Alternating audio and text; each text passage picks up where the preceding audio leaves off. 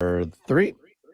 And we are back, folks, here on the Michigan Insider Sports Talk 1050 WTKA, online at WTK.com. Sam Webb, Ira Weintraub on the other side, and joining us as they do every single Thursday, the crew, the guys from MGoBlog, the MGoBlog Roundtable, breaking down all things Michigan. Heavy focus right now on the hardwood as the Wolverines, they dropped one as they ran into an offensive buzzsaw against Illinois.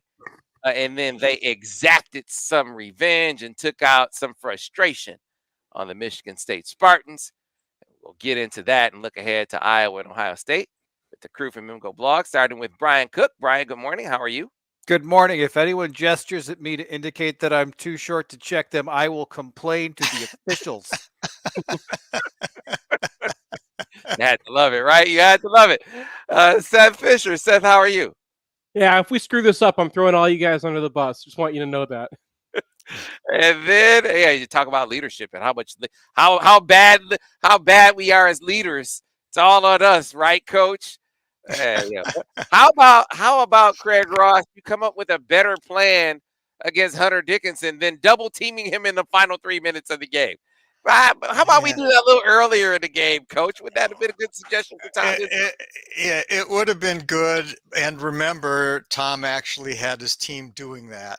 He was just so involved with Hunter, he didn't notice that his team wasn't double teaming him, apparently, or something like that. But I'm all right, I guess. That's all I gotta say. I wanna talk a little about Illinois. I don't want to belabor that game. They were an offensive juggernaut. I mean, Plummer comes out bombing from three. I mean, he looks unconscious out there.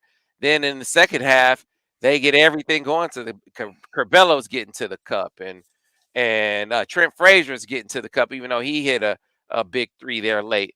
If you want to talk about the difference in that game, though, because you got really, really good production from Devontae Jones and Caleb Houston, the difference in the game was the Kofi Hunter matchup, Brian. And I wonder if how Hunter got outplayed in that game really was part of the fuel for what he did against Michigan State. Yeah, I mean, Coburn is just extremely large, and Hunter wasn't attacking him, right? He was just using his mid-range game, and the shots didn't fall. And so I think there was probably a little bit of a discussion afterwards, and it's like, you need to go at these guys. You're Hunter Dickinson, even if it's Kofi Coburn. And then for poor Julius Marble to get the version of Hunter Dickinson that's attacking the basket, drawing fouls, and then putting up reverse slams was obviously key for Michigan. Yeah, man, it was a repeat of the game plan that we saw Michigan State unveil up in East Lansing, Seth, to great effect in the second half. Not as much in the first half, as both Hunter and Musa were doing some good work up there in East Lansing in the first half. And then, they came out of that feeling like, okay, we can just run a bunch of bodies at Hunter. Marcus Bingham was decent against him up there. Marble was another body to throw at him. Sissoko, it's kind of hindered him a bit as well. And they thought that was going to work again. It was pretty evident early in the game, though, Seth, that it wasn't going to work, and Old Iz never adjusted. Well, you know what kind of worked is that Bingham, he's good. He protects the rim really well. They played him only 9 minutes in this game. So, Michigan went up to East Lansing and, was blitzing screens. For no one could understand why. You saw them use drop coverage in this game, and it worked. And it's been working against Michigan State all year because their guards don't want to pull up and take shots for some reason, even though they can make them. But then this was, Michigan State's turn to, just completely lose the game plan because, Bingham is your best asset right there. He was really working against Dickinson, and in this game he got beat once, but he also got a block in this one, and then he's gone. And okay, we'll take Marble. They kept on putting up against a 6'8" power forward. Thank you, Izzo. I maybe he was just focused on the refs or something, and he wasn't paying attention to his team, but it made less sense than, or just as much sense as Michigan blitzing screens at the in the first game. Yeah, I don't know, Craig, if maybe he felt like Marcus Bingham was getting punked a little bit. I'm just guessing, because Hunter did go out and block Marcus Bingham's shot as well, and you can sort of see it, be like, oh, this is a different Hunter today, and I don't know if that affected Izzo. I don't know what the rationale was. I just know whoever they ran at him, it was like, who's next? Hunter might have said that. Who else you got? Because I'm Well, killing these guys. I mean, in the game at Breslin, there was that key point at the beginning of the second half where it was Bingham versus Hunter, and Bingham was doing a great job one-on-one. Like, he blocked a couple of shots, he forced Hunter into some tough takes, and that's when they really pulled away. And in this game, he had a block on Hunter, right? Like, he got put under the basket and gave up a layup, but he was able to compete in a way that Julius Marble wasn't. And Julius Marble wasn't doing anything on the other end.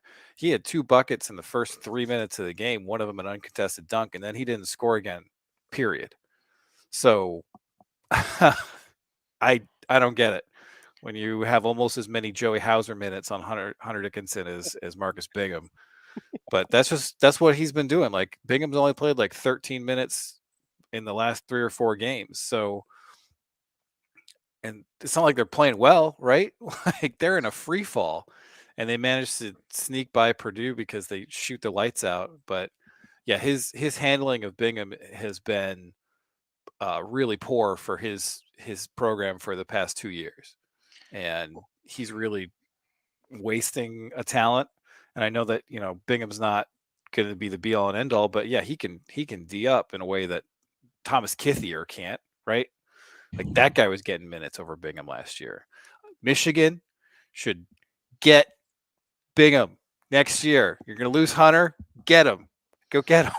I was confused when he committed to them in the first place. That's water under the bridge. Craig, what did you see? Both games, the Illinois game and then the Michigan State game. Okay, well, the Illinois game, you have to really say Illinois played just a quality basketball. I mean, in the first half, Plummer.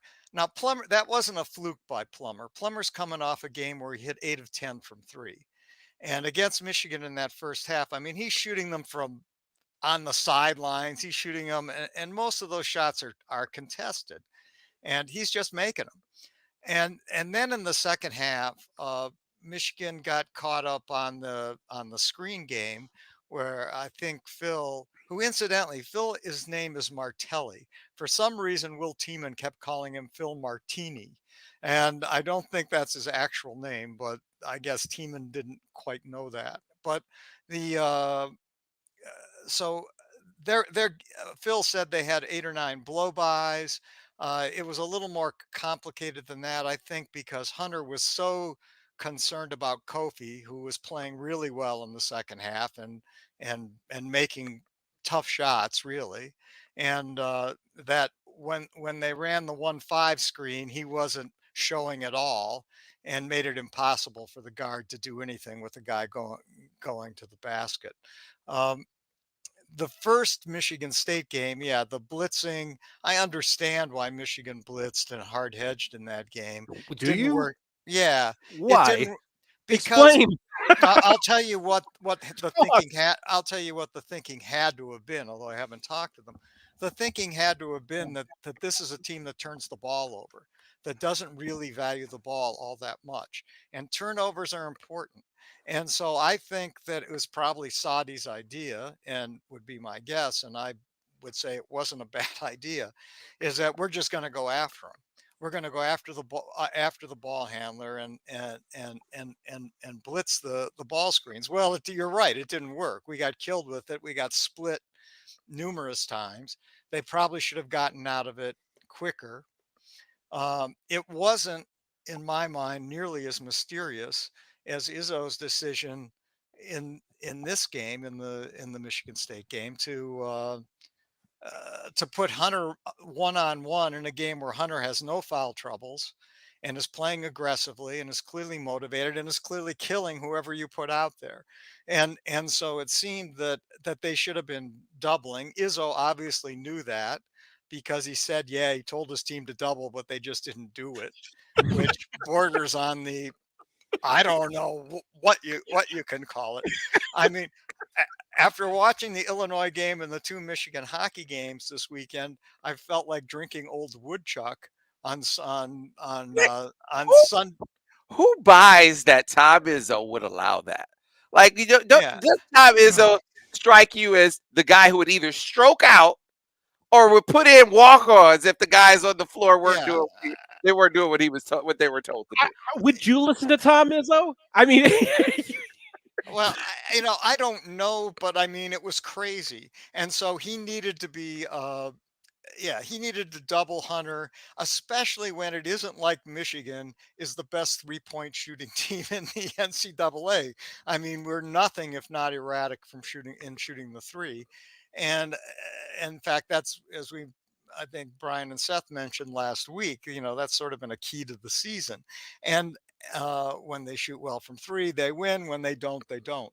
And and the uh, so I'm not sure what the hell the guy is thinking, if anything at all, on that. From Michigan's point of view, they didn't blitz or hard hedge.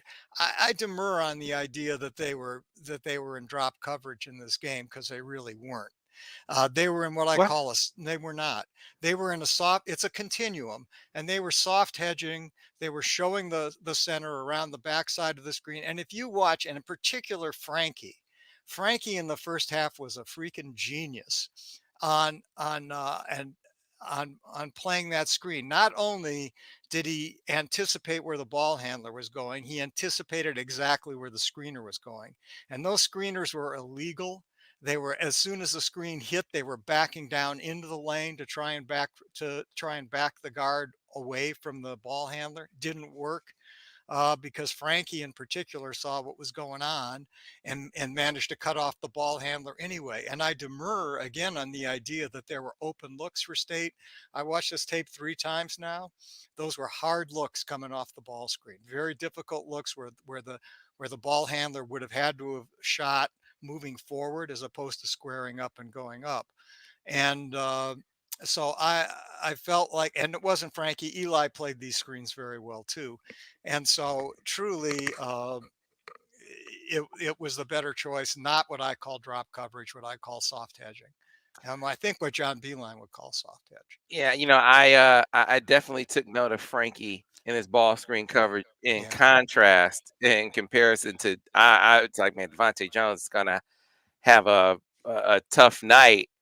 And it just so happened that he picked up a couple of fouls, and we got a chance to see Frankie a little more. And I thought it was one of the key parts of the game that Frankie was able to come in and be a steadying force. He didn't score a point. How about you saying that for a guy who didn't score any points in the game?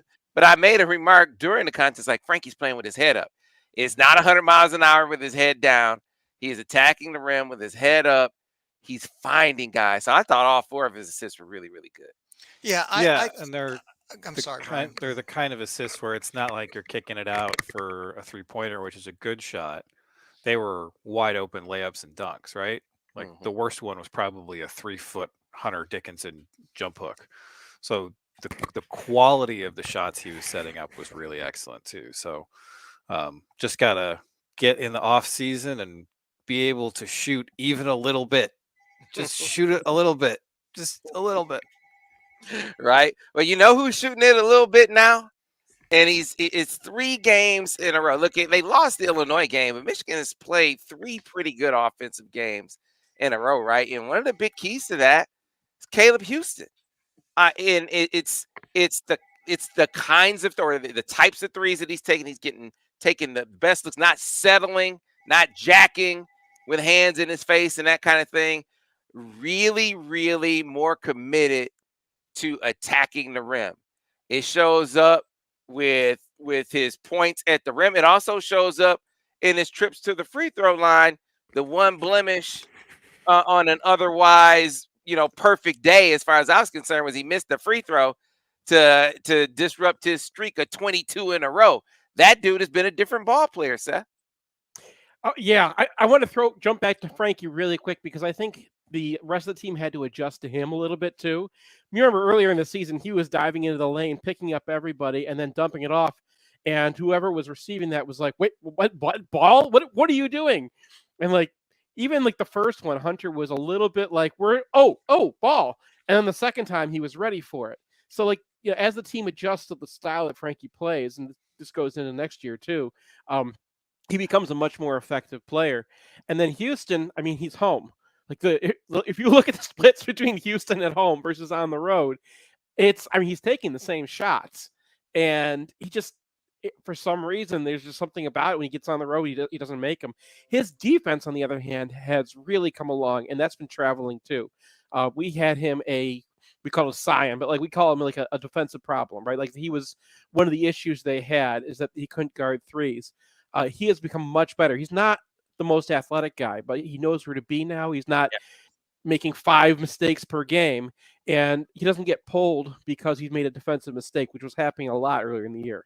Yeah, we need Kobe to get to where Caleb is as a defender, right? Because it's been a tough road to hoe for Kobe, and so that's the next level for him in season. Like he needs an off season of building his body and growth in his game. But for here and now to stay on the floor, and I'm sure they said this to him on the sideline because they needed minutes from him with the foul trouble they were in, and you just see Phil, and I think Sadi even got on him when he got to the bench as well. It's like, man, dude, you're giving up too much out there on the floor. Caleb isn't anymore. To your point, Seth, he has definitely improved on that end. But I think that it all goes in. We actually talked about that after the Rutgers game. I mean, he was dialed in on the defensive end of the floor. He's attacking the rim as well. Those things sort of lending themselves to his rhythm and confidence as a shooter. It just feels like it's all coming together for him at this point. Well, one thing Hoops pointed out was that he has giant home and road splits. Mm-hmm. Giant. And so the last 3 games where he's been playing pretty well have all been at home. And I don't know, it's so big that you got to feel like there's something to it. So this Iowa game coming up, hopefully he can maintain that. And then maybe he's got 4 games in a row where he's really feeling it. And then he can take that to Ohio State and actually perform because, Michigan has not been getting any production out of anybody except Devontae Jones, Eli Brooks, and Hunter Dickinson before these last 3 games. Like, the rest of the team would have something like 15 points, and you just can't win games unless you have more than that from the guys who are backing up. So you saw Terrence Williams come off the bench, hit some threes. You had a couple of good games from Buffkin in there. So you have some guys who are kind of coming along here, and you just need to have someone step up. You need a 4th guy to step up in every game. It doesn't always have to be Caleb. It's probably usually going to be Caleb, but 3 guys can't carry the whole load. Yeah, it's the home road split, and Seth, you mentioned that too. There's no question. I think there's absolutely something to it.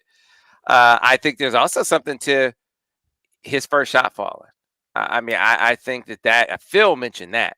It's like, he sees it go in. It sort of does a thing. I imagine it does for most players, but maybe more so for him as a freshman and a freshman who had been struggling. Seeing that first shot go in is like a switch flipping almost, seems, over these last few games. So hopefully there's more where that came from tonight, because in Iowa City, I remember that being one of the games where you're watching him shoot, and it's like, man, he's just not confident. You could really feel it in that contest. Fortunately, other guys, were going really well. Musa especially. And so this is one of the adjustments that they're going to have to make in tonight's game, dealing with a Caleb Houston that you actually have to respect on the perimeter. So I'm curious what you guys make of tonight's matchup. They did a decent job against Keegan Murray last time. Yeah, he had 23 points, took 23 shots to get there, though, Craig. They kept his efficiency down. That was one of the keys to victory. Yeah, Iowa is a pretty good matchup for Michigan, even though Iowa's probably playing better than just about everyone in the Big Ten right now. If you look at what they've done, I think they've won 7 of their last 8, and the only loss was in Iowa against Michigan. And outside of that, they've been killing teams.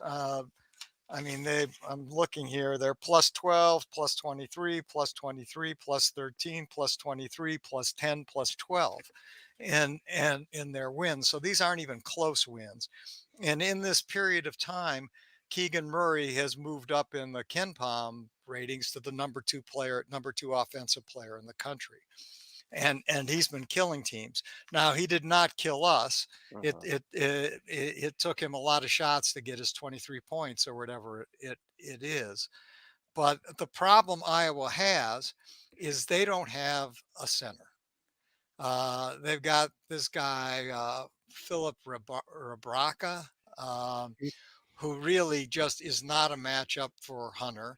And in the Michigan game, Michigan Iowa game, between Hunter and Musa, I think they were like they had a lot of points on a lot of looks between the two. I think Musa might have been something like 12 of 14 from the Yeah, field. he was 12 or 15. Yep. Yeah, and so they, part of that is that their attention was on Hunter, and it was a field day for Musa because they just don't have that sort of physicality in the paint. And if you look at Iowa, who else have they had trouble with this year? Purdue and Illinois.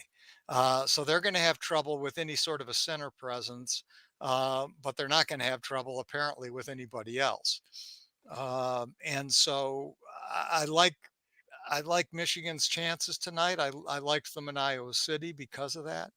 But they're a really good team, and to me, the key isn't so much Keegan who's going to get his points. It's what shots do you limit him to, and two, does Bohannon go off? Because you can't pretend he's not on the court, and you gotta because he has range, and when he gets hot, he's hard to deal with. So those are the two things. The interesting thing about Iowa is they don't turn it over at all. They're number one in the country in fewest turnovers, or in turnover rate. And so that's a very efficient offensive team with maybe one of the better 3 or 4 offensive teams in the country. But they're defensively, it's a typical McCaffrey team. They don't pay much attention to that really. So Well, that's how I see it. Musa did a great job on defense too, and that was I think the key to that game is that Diabate was able to match up against Murray, Yeah. and he doesn't normally get somebody that athletic on him, and that changed the game. And then Diabate also fed off his defensive performance, I thought, to get to his offense, and that's kind of what Michigan needs. And I think that I was going to go right at him and try to get a couple fouls on him, and get Johns on the court because they had a lot more success as soon as he came out. So I think that's going to be the key tonight is whether Diabate can avoid foul trouble. He's gotten into a couple games where he's got a couple quick ones, or I think he picked up another frustration one last game. Like, as long as he's in there, I think Michigan's got the two things that you need to beat Iowa. Yeah, to your point, Craig, they did and you comment on this too, Brian. They did a good job not only keeping Bohannon in check, but they kept Iowa in check from the 3-point line. I don't have their stats over that run that you talked about, Craig, but I can't imagine there was a game they shot as poorly from 3-point range as they did against Michigan. Michigan held them to 22% from 3 in that game, Brian. So hopefully there's more where that came from too. Well, yeah, and those were not generally good looks. Like Bohannon was pulling up from the logo, that kind of thing. He took some really bad frustration shots. So Michigan was actually worse from 3 in that game than Iowa. They were 4 of 20. So they were able to win because they shot 64% from 2. And you're going to either need to replicate that or actually hit some shots at home. I mean, we've talked about this on this show before, is that Michigan's divergence in their shooting in wins and losses is crazy. So if Michigan's able to hit some threes against this team, I don't see how Iowa's going to keep up because they're not going to be able to check Dickinson and Diabate on the inside as long as Keegan Murray doesn't absolutely go off. And from the first game, the first setup there, they had Murray like bully Diabate in the post and get a bucket. And I was like, all right, here we go. And then they went away from that. They seem to totally forget that first possession seemed really productive and that Keegan Murray is really good at backing down guys on the block. So I think there's going to be an adjustment there, and you're going to see a more effective Murray. But as Seth said, Diabate brings a presence that not a whole lot of other teams have nationally. Yeah, he was also cramping up a little bit late in the game. I'm sure he would mention that as being one of the factors for him. But yeah, Luther was the biggest factor by far. As I look at this contest and seeing how it fits into the pattern that you talked about it a lot. Michigan has been up, down, up, down, up, down. Right? They win one, they lose one. They win one, they lose one. I think this last 3-game stretch is still it's an anomaly in that the loss sandwich between the wins wasn't a bad offensive performance. No, and it wasn't even a bad defensive performance. They just got torched by a guy who was unconscious, right? Like he's taking pull-up jumpers, moving to his right, no problem. He's like, he went off, and he's capable of doing that. He's like a 99th percentile spot-up guy, plumber. So I wasn't even really upset about the defensive performance in that game. It's just sometimes you get got, and that's what happened. So right. So if we look at that then as not a bad performance by Michigan, I mean, this is actually already a different sort of sequence than we've seen here in recent memory from Michigan, and that they've put together 3 strong outings in a row, and we haven't seen that in a while. So that bodes well for tonight, right?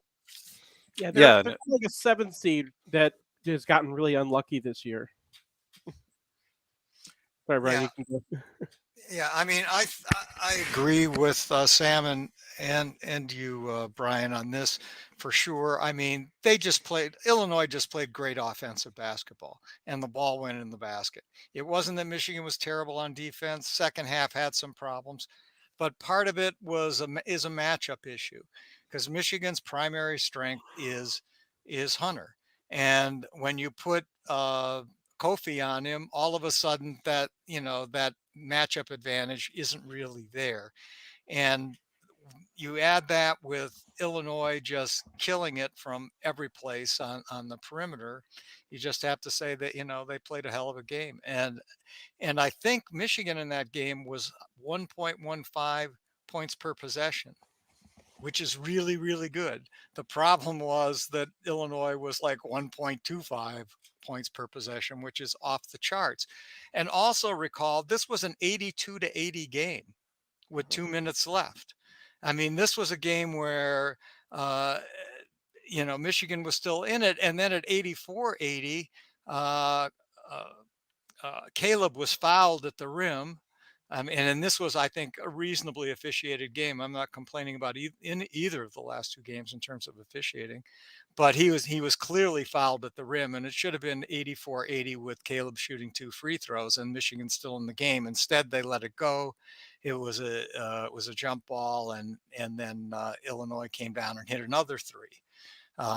So this wasn't like a blowout by any stretch of the imagination, and it wasn't because Michigan played poor on offense, because they didn't. They played a pretty good offensive game. Yeah, has me feeling good about tonight, sort of bucking the trend that we've seen this team be on in the win-loss column. I do want to look ahead before we start talking about a tournament. Well, I mean, I guess it all flows together. You look at the Ohio State game. What do you think these next 2 games? Does a split, is that good enough to punch your tournament ticket? Do they still have work to do? And what do you make of the matchup with Ohio State? Because you said you don't have much to complain about with officiating for these last 2 games, Craig. Yeah. There certainly was something to complain about from that Ohio State game. Even on the road, I can't imagine officiating being as poor as it was against Michigan here at home in that loss to the Buckeyes. Yeah, I agree with that. I mean, that was a poorly officiated game. I felt that Michigan could match up with Ohio State, but I don't know, something happened in that game. It just didn't work. So, we'll see. I think they've got to win one of these last 2. To be honest, I think if they win one of the last 2, they'll be 17-13. Maybe they'll have to win their first round in the NCAA tournament. But recall last year, Michigan State got in with what, 9-11 in the Big Ten and 13-15 overall. And I think a part of that was because their strength of schedule was really high. And I think for some reason we're sitting at a strength of schedule of 7. It was 6 on Ken Palm earlier in the week, but by playing Michigan State, we dropped a notch. But I suspect after Iowa's up at 14 on Ken Palm and Ohio State's in the 20s, so I suspect we're going to be about number 5 by the time the dust clears. And it would seem hard to me for the NCAA to keep Michigan out unless they completely fritter it away down the stretch. But certainly they'll be in with 1 of 2 in the last 2 and 1 game in the Big Ten tournament. That's my vision. I think it's everyone's vision. Wait, what say you, Brian? Yeah, I mean, it feels like they need 2 more to feel real, like secure Mm-hmm. going into Selection Sunday, and whether that's sweeping the regular season or getting a win in the first round of the Big Ten tournament, I think that'll do it. Seth? Yeah, I'm a little nervous because the up down thing would have them lose to Iowa tonight, beat Ohio State on the road, and then lose their Big Ten opener, which might be a little. But I mean, if we get in, then at least we're making it to the second round. I have a weird number of Illinois people in my timeline. I think I follow them because I feel so bad for their football team, and they've been very interesting lately. They've got a massive conspiracy about officiating in the Big Ten from their Ohio State game, and they said that there was apparently they like Underwood complained to the Big Ten, and some things changed afterwards. And since that game, Ohio State lost to Maryland and they lost to Nebraska, and they got officiated a little bit differently than they have been in previous games. So I don't know if Illinois Twitter is onto something here. They also think that the rims are small in Wisconsin. That What? something at That Purdue. isn't serious, really. You can't, hey, Craig, you can't yell at other people for crazy conspiracy theories. You have to say, that sounds reasonable to me. No, all of my conspiracy theories are reasonable. All of everyone else's conspiracy theories are crazy. Well, these are not Michigan conspiracy theories. These are Illinois and Purdue fans are convinced that Ohio State gets officiated differently than everybody else until Underwood said something, and that changed everything because they just lost to Maryland and they lost to Nebraska at home. Nebraska. Do you know how bad Nebraska is? You know how injured Nebraska is? They lost to Nebraska at home. It's so bad that you look at Fred Hoiberg, who they got him. I'm like, man, that's a big pickup. Like, how can you justify bringing Fred Hoiberg back? And it sounds like the only justification is they can't afford to let him go. Like, they can't fire him right now. That's why he'll be back next year. So they have been terrible, which is another thing that gives me some confidence about Michigan, not just winning tonight, but winning the regular season finale against Ohio State. We'll see. Well, one other thing is that Michigan has Tuesday, Thursday games this week before the Ohio State game. So does Ohio State. So whatever kind of fatigue that Michigan might have had build up because they had a COVID reschedule shouldn't apply to the OSU game. Well, I'm not a believer, as you know, in this idea at all. I don't think Michigan was fatigued Tuesday because they played Sunday. We're not dealing with 50-year-olds. We're dealing with kids, and I don't think they're going to be tired tonight at all. And so in fact, I kind of like the fact that we played 3 games in 4 or 5 days, and Iowa hasn't played for 5 or 6 days. I think that favors us, not them. Not a believer in the fresh legs theories when it comes to games. I think it's just something fans say. You must have just been unbelievable in your high school playing career, Craig. You never got tired, ever, ever, ever, as a player? Never.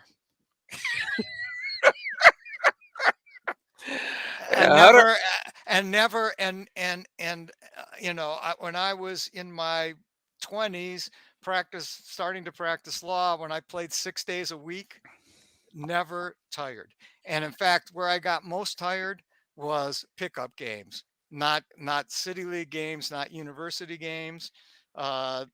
never got tired in those because you got timeouts. You're not in the game all the whole time. I mean, it's this is silliness, and it has been silliness for as long as people have Yeah, said it. it makes more sense now why you think, a 6-man rotation is a good idea. You just think fatigue isn't a factor. And Not in a okay, 40-minute game with referees and 8 timeouts and half times. Are you kidding me?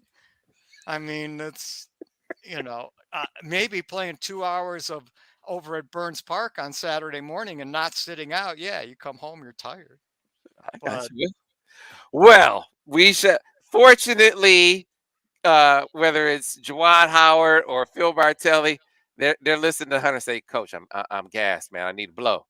Hunter did seem pretty tired after the game on what was that, Tuesday? And see, I'm tired and I didn't even play. We gotta get to a break. When you come back on the other side, we'll switch gears a little bit. We'll talk about some hockey as the Wolverines. They actually lost this time against Notre Dame, Brian. It wasn't even Yeah, I know. they weren't overtime losses this time. So we'll get into that and more as we close things out. MGoBlog Roundtable on the other side here on Sports Talk 1050 WTKA, The Ticket. And we are clear on the radio. there really is something wrong with Tom Izzo. I mean, I don't want to go out on a limb, but that there is some psychological / emotional issue there. I mean, and like my wife was chastising me that I was making fun of him. I'm serious, but Man, comes with Georgia. I was surprised that Hunter got so under his skin, though. Like, yeah, I mean, Izzo should have been laughing at him. hey, Izzo should have been Why- laughing at him. Why are you surprised that someone got under Tom Izzo's skin? Yeah, he has to be like- the like that thinnest though, where person ever. he's spazzing out. I mean, the guy got. He's a narcissist. He's the biggest narcissist in coaching. I agree. And that is I saying agree. something because all coaches are narcissists. I mean, they have to take themselves seriously. There's no, you cannot make a joke about, you cannot make him the butt of the joke. Like when you say too small to Tom Izzo, he knows he's small. They have to Hey, put man. a phone book under his butt every single time he Yes. sits down for a press conference. You see, part of the theory of Tom Izzo's coaching style, and I think he's coaching to his personality, but there's a strategy to it too that goes, look, I'm gonna be on your ass so hard that no matter what anyone else says to you, it won't affect you because I insult you more than anyone else ever could. He is on the floor in Gabe Brown's face, right? He's chasing Julius Marble down. I mean, he's in transition, running back to get back on defense. Tom Izzo's yelling at him down the floor. He's having a conversation with Izzo and not being focused on getting back. Tom Izzo is on his players harder than any opponent ever could be. So why would you be concerned about what Hunter is saying to them? Hunter shouldn't be able to affect them based on how you talk to him. Yeah, I mean that's obvious. I don't know what's going on there. But one thing that you said to me, Sam, or said before we started was really intriguing, or maybe Ira, that if Bingham has another Coming year, back, guys. could he play it at Ann Arbor? I mean, I was joking. Oh, it was Brian. But- well, Michigan. Why not? We should have traded him Johns. All right, guys, we have one more segment. Stand by to come back on radio. Back in 5, 4, 3. And we are back, folks, here on the Michigan Insider, Sports Talk 1050, WTKA, online at WTK.com. I joked with Tim McCormick and this actually wasn't a joke. I said, the biggest recruiting job for Michigan might be, can they recruit their own guys? Can you entice Caleb Houston and Musa Diabate, especially guys who are being told that, hey, they're your NBA draft prospects. Forget what those mock drafts are saying. They're still there. Can they keep those guys in the fold? Musa being the tougher of the two. But now with NIL, and we sort of talked about this a little bit, you guys see with Oscar Schwebe, being, I guess there's some kind of visa allowance now for NIL that is allowing Schwebe to get NIL funds, and that may be a part of getting him to return. Maybe that could be a part of getting Musa to return. play a part of Caleb getting him to return. And then I mean, out on a limb, super far fetched, but I don't know, have you guys seen Hunter Dickinson anywhere on these mock draft boards? I mean, No, he's not in the top 100. People think his defense is just not going to work at the NBA level. So, yeah, I mean, if Dickinson goes through the draft process and they're like, you're not draftable, he's got a choice, right? He can be like, all right, well, I'm either going to go to the G League and play in Europe, or I'm going to go back to Michigan. And Michigan needs to make that latter decision, the better one financially, right? mm-hmm. They can't compete if you're in the first round, probably. But if you're not in the first round and you're looking at the G League, all right. To this point, I have not believed any of the stuff about how Michigan's NIL packages are not up to snuff. If they don't get back Hunter Dickinson, who's going to go undrafted, I will be concerned. Let's put it like that, because he is like one of that kind of player, college star, doesn't have great NBA potential. That's the exact kind of player NIL should be keeping in college. So, got to do it. You know what just dawned on me? He's not this player, but the type of personality he is, the dude is Christian Laettner. The dude is he's not the, make no mistake, he is not the player Christian Laettner was. But the smack talking, in your face, gonna give it to you every time. And you're talking to a person who hated Christian Laettner, but have come to admittedly, and I've always respected his game. He's the best college player I've ever seen, Christian Laettner. So, I mean, when I look at Hunter, and you to take the parallel a little bit farther, I know, Christian Laettner was a high first round pick, fourth pick in the draft, I think, but he was a much better college star, right? Much bigger college star than he ever was in the pros. Seems like that's destined to be Hunter's future too. So if you can pay him to stay, this further his legacy in Ann Arbor. That might be a move he's willing to make if you make it worth his while financially. Well, yeah, Brian's point, your points are both good, and we just don't know. It seems like Hunter wanted to go last year, though. He did. And that's part of the issue. I mean, he wants to be a professional basketball player at some level. And so it isn't clear to me that Michigan will be successful at keeping him, almost regardless of what those realities are. For me, the bigger issue is whether the NBA sees Musa's ceiling or Caleb's ceiling sufficiently high to be willing to expend a higher draft pick on them. Some mock drafts seem to say yes, most no. And so there's a question there. And then you have the question of, well, what does Juwan do if they have no Musa next year? Because now, what do they have, in center? Are they going to bring Brandon Johns back? They could, but he's not really a center. You've got the kid coming in, Terrence Reed, but you've got a freshman and maybe Brandon Johns, or not. Are they giving up on Brandon? So do they bring Marcus Bingham in, as a grad transfer and say, you've been mistreated enough. It's time, and I like Bingham. It's time for you to come and play for a guy, A, who can coach big men, and B, isn't gonna treat you like a punching bag. I remember talking about it. As long as you're at it, we'll take Gabe Brown too, because I love that kid. I swear, I remember talking to one of the coaches at his high school. He was like, "Man, I don't get it. I don't get why he would go there. I mean, if you're, it just defied logic that he thought that would work better than Michigan, for instance. But anyway, you got a chance to correct that error, and go play for Juwan Howard. I would think that would be very appealing to the young man. So we'll see if he decides to jump in the portal. One other thing, and I don't know what your thoughts are on this. Devontae, I went back and I looked. Can Devontae come back? I mean, I don't know if he wants to come back. Said the same thing. Tim he said the can same come thing. back. He can, but and I'll say to you what I said to Tim. He's either 24 now or he will be 24 Okay. for next season. So I mean, I just wonder if at this point he would be like, even with the draft prospects not being there, I need to get started with my professional career, whether that's the developmental league or overseas. I just Well, I he's think got a career overseas, but again, like, this is the University of Michigan. We have a money cannon.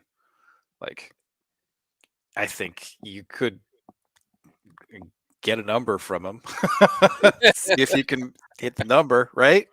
Yeah. You Well, the guys gotta issue. keep in mind the difference between Oscar Schwebe and Mutsu Diabate is enormous. What the top players in the game can get, and also what Kentucky can do. Because there's NIL and there's quote NIL, right? And what Kentucky did to make that happen was like they had to work with admissions to like readmit him under like a different it was like a whole back and forth. And they were doing it with the Congo, who was very interested in seeing one of their players showcased, right? So they had a government that worked with them.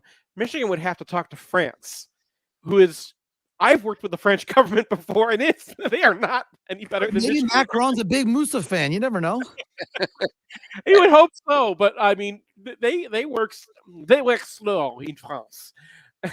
I don't know if Michigan is able to command the kind of NIL program right now, and if we should even expect them to, not because the money's not there, but because we haven't set it up. Kentucky has had guys set up ready to pay enormous amounts of money for something signed for years. Sure, yeah, but let's just get it done then. Like, you think Stephen Ross can't like figure out how to do this? Like, do it.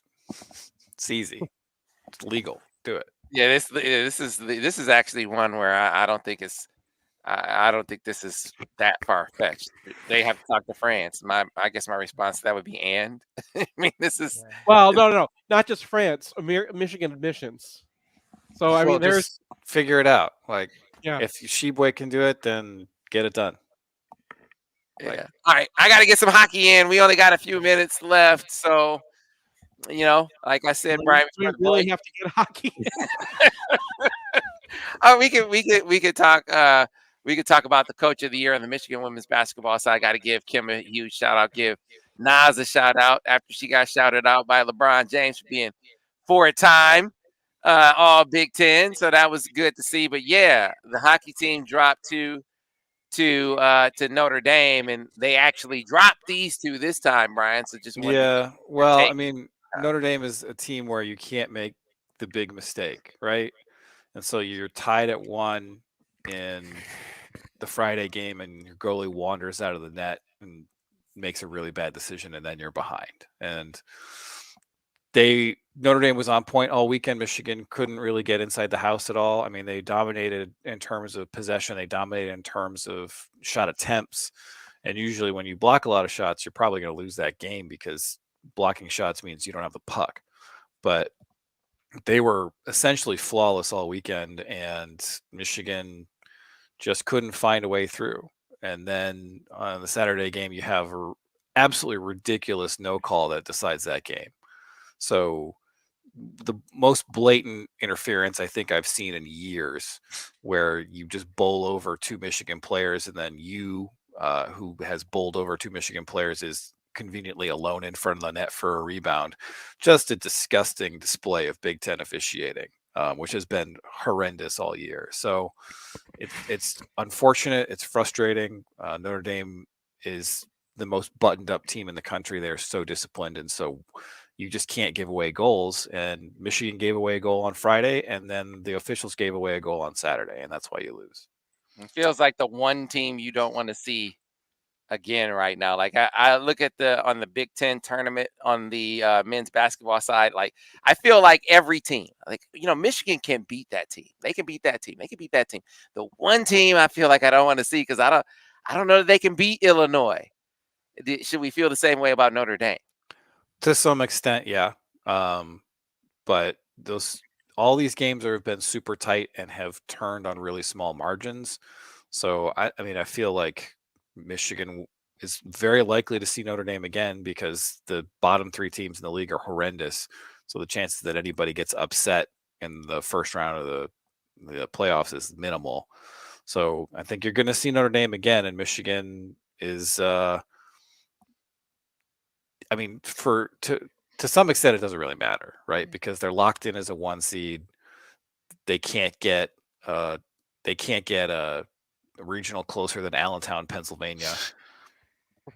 I mean, if they could get back up to the number 1 overall seed again, they would get the Atlantic Hockey Auto Qualifier, which would be a better matchup in the first round. But there's not a whole lot they're playing for, at least. So I would like to see them play Notre Dame again because you want to see them get another crack at that and maybe prove to yourselves that you can beat that team. I completely agree. I'd like to see Wisconsin again in the Big Ten tournament too, somehow.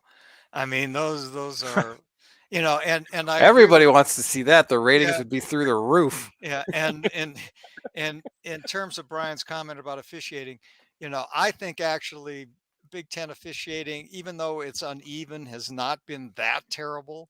I mean, there have been some bad games. The Ohio Check State Craig's game, meds.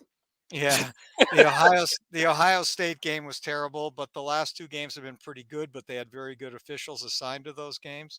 I was talking about hockey officiating. I know, but I'm saying hockey has been worse. Hockey has been 1,000 times worse this year than basketball could ever dream of being. And I think hockey is easier to officiate, and it's been worse. I mean, and that call on Saturday night non-call was just unbelievable, impossible to believe, with an official standing 5 feet away, staring right at it, and it, was absurd.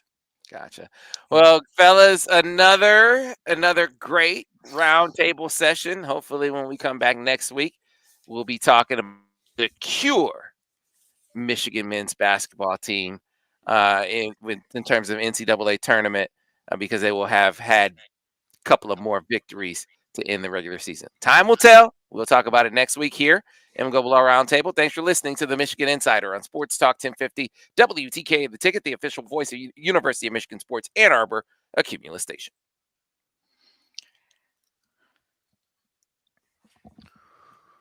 All clear.